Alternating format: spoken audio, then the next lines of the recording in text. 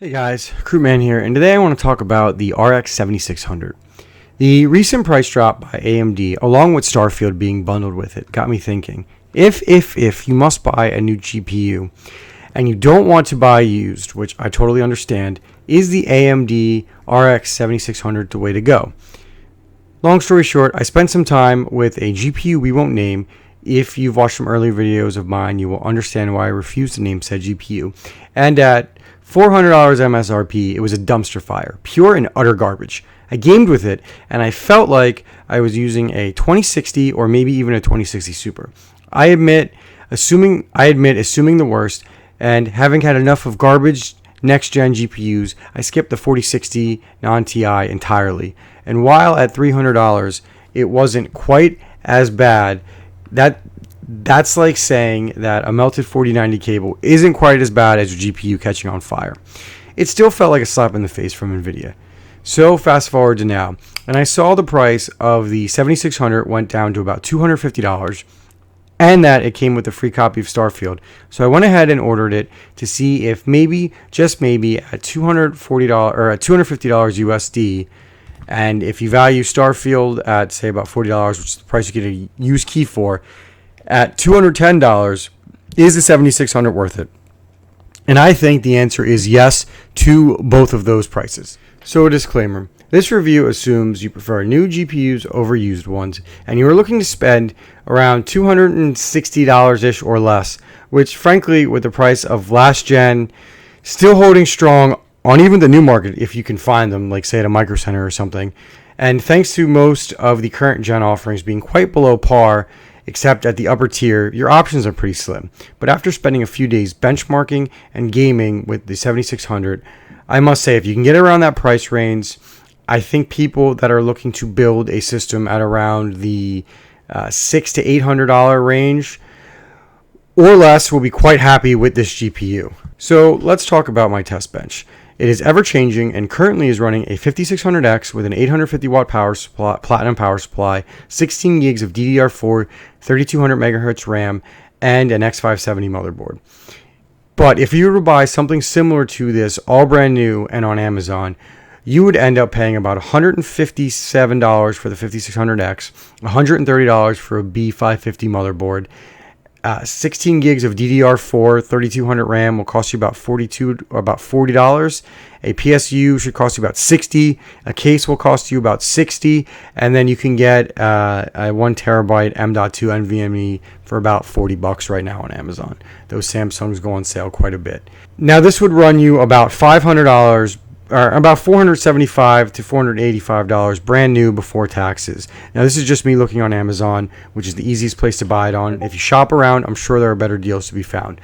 So this PC could be built for under $800 with all of the parts being brand new, just to give you a comparison to what I am running on my bench. And you can match and you can see what you would get on your GPU based on the settings I'm getting on my bench. The monitors I'm using are both standard. My 1080p monitor is a 144 hertz monitor, and my 1440p is a 165 hertz 1 millisecond IPS screen. So they're both standard monitors, nothing flashy about them, but they get the job done in terms of testing. So the first game I played was Call of Duty in 1080p, and I played on shipment 24/7 as I'm a masochist, and it is really my favorite way to play Call of Duty. So I played a few rounds with the following settings. I played with balanced settings and upscaling off, and then I played with max settings and upscaling off. So the first benchmark I want to show you is I played with balanced settings and FSR off, and I got about 137 FPS. Now the reason I'm showing you this one, and this will be unique for just this single Call of Duty test on 1080p, is that I realized I forgot to enable resizable bar when I fired up my test bench. So I rebooted it, re-enabled it, and then I ran the same benchmark again, and I got about 150 FPS. So if you are pairing this with an AMD CPU, you'll be able to take advantage of resizable bar, and it gave me about a 15% performance improvement. So that's just something to think about. Again, that pushes my monitor as my refresh rate is locked to 144, so I got max settings at 1080p basically. Next, I tried cranking up the settings to ultra, FSR off. I got about 130 FPS. The lows were a little bit lower, than they were at balance settings, but it didn't ruin my play experience, and I didn't run into any issues with it. And I did game at both balanced and high with FSR off. One more thing I wanted to note in Call of Duty, I did try overclocking my GPU, which I'll show you the settings I used, and I got about a 5% difference at 1080p. So I went from about 150 frames per second to about 155 when I ran Ultra with FSR on. So I am going to run all of the rest of my benchmarks with the overclock on the GPU, as it took about 10 seconds, and it was basically about as stable as it can be. There's not a lot of OC headroom in my experience with these things, but it's stable, so there's no reason to not do it. Again, that pushes my monitor, as my refresh rate is locked to 144, so I got max settings at 1080p basically. And then finally, I cranked all the settings all the way down to low, and then I cranked FSR up to the max just to see what I would get at 1080p. And I got 201 frames per second. I just ran the benchmark on that. I didn't play on it or anything. But for people who only care about frames per second, it's just interesting to see what this thing can do. So we move on to Cyberpunk 77. I like to test this game, as in my opinion, this is the Crysis of our generation. This is one of the most demanding games you can get. If you can run Crysis, and if you can run this one well, you'll be able to run mostly anything well. So the first thing I want to start off with is high settings with FSR off. So it just shows a custom settings, but it's basically high. I got 96 FPS, 64 on the lows. Everything was just fine. 55 on the lows. No issues there. Then I move on to enable FSR and medium, or the same settings, and I got 118.85 FPS. One other thing I did was I turned the overclock setting on the GPU just to see what it would up the resolution, what would up the FPS to, and I get 125 FPS. So again, that 5% difference I told you about. And when it comes to 1440p, we are going to leave the overclock setting on, as I want to crank as much power as I can out of it. And then finally, we're going to turn settings on to high, and we're going to put FSR on. Ultra, not high. Ray tracing is off on all of these, as I didn't bother with ray tracing at 1080p because I don't really feel like you get to take advantage of it. Again, that's just my personal opinion. You got about 106 frames per second. And then one final note before we move to 1440p, I just want to go over the Time Spy scores.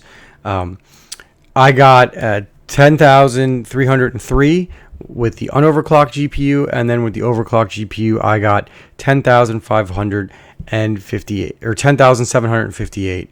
Which is pretty good considering that the best score that Time Spy has recorded for this system was 10,943.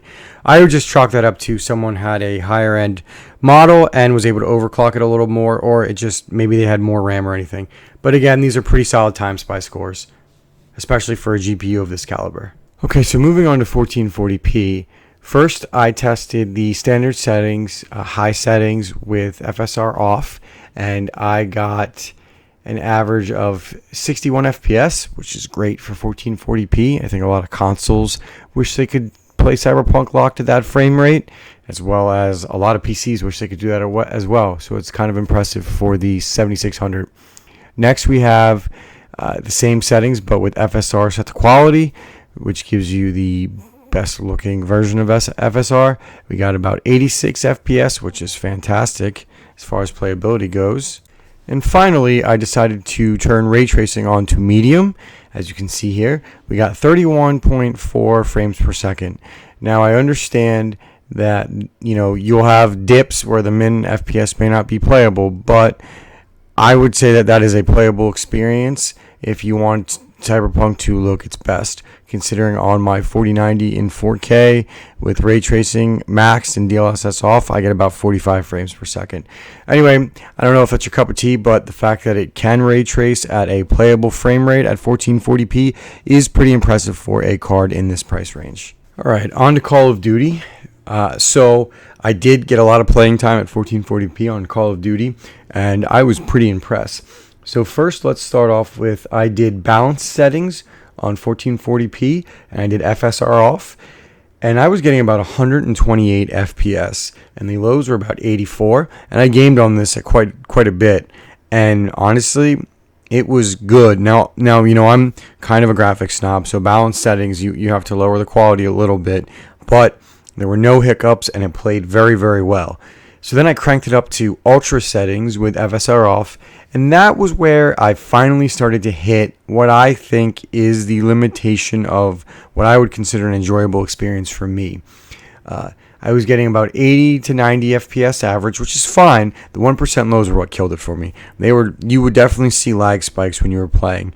I tried to play on it for about an hour and a half to 2 hours just so I could get some kind of feel. And overall, the rhythm wasn't terrible. I mean, it looked great, but you definitely felt like you were struggling a little bit. It's reminiscent of when I was gaming on the 1080 Ti at 1080p. I was pushing that thing to the max, and it was. This was definitely a better experience. Keep in mind, and this was at 1440p at ultra settings with FSR off. But it definitely started to feel like I was pushing this thing to its limit. So then what I did was I put FSR on for ultra settings, and I was getting 131 FPS. Frankly, it was basically the same as using balance settings with it off, and I would rather play without upscaling as a personal preference, but you can. So overall, I would say that this card is great for 1440p gaming, which in my opinion, I think 1440p is the future of esports. So I am not testing Starfield, as I don't know if I'm keeping this GPU, and I don't want to burn the code if I'm not. I plan on eventually doing a deep dive into Starfield, but check out the Gamers Nexus benchmarks, where you can see the 7600 is pretty solid. And if you are buying this GPU to grab a copy of Starfield and save a bunch of money, and you need a GPU, this is the best of both worlds. Now that the benchmarks are out of the way, I want to talk about overclocking this thing for a second. It looks like AMD didn't leave a lot of headroom on this thing. You get about 5% in performance improvement when you overclock it, but I mean, it's still a free 5%. Now, I have an XFS model, so maybe it might be different if you have a higher end AIB model, which I would not recommend, because the point of these GPUs at this budget price point is to keep them as cheap as possible. So I would buy the cheapest reference model you can get your hands on. Anyway, like I said, it's about 5% overclock. My settings were pretty easy. They took me about 5 minutes to get. I watched one quick YouTube guide, which I'll share down below. And I think the only thing I would recommend is if you want to try to lower the voltage, if you care about having it use less power, then I would run a benchmark, lower the voltage by about 10 to 20 every time until you start crashing. But it's not something that I care about too much as far as efficiency, especially in this thing. It doesn't use that much power anyway. So I just wanted to leave a quick note on overclocking. Again, it takes 2 seconds. It's pretty simple. It won't cause any damage to your GPU, and you get an extra free 5% performance. So in conclusion, if you must buy new, and I understand not everyone likes to buy used, and you want to take advantage of next-gen features like anti-lag and FSR3, and you need to buy a new GPU on a budget, the 7600 is absolutely the way to go. If you can get it for between $240 to $270, I paid $250 for mine, then it is great value. And if you can somehow get a free game like Starfield, then that's just icing on the cake. And you really can't beat the price to value at this price point with the 7600. It blows the 4060 Ti out of the water at around $150 less than that, and it will crush anything in 1080p gaming that you send its way. And I think it's a very, very solid mid-range to upper mid-range choice for 1440p as well. As far as the 3060 or the 4060, I have not tested it, but the 4060 numbers are even more disappointing than the 4060 Ti numbers, and the fact that you can get this thing for about $50 cheaper means it's a no-brainer, honestly, as it trades blows and sometimes beats the 4060 in some use cases. So unless the 4050 somehow costs like less than this, like say $200 or less, and can match the 3060 Ti or 3060 in performance, which I highly doubt, the 7600 is the clear winner in the budget GPU space, at least for this generation. Thank you guys for watching. Please like and subscribe. Let me know if you have any other questions. Recruitman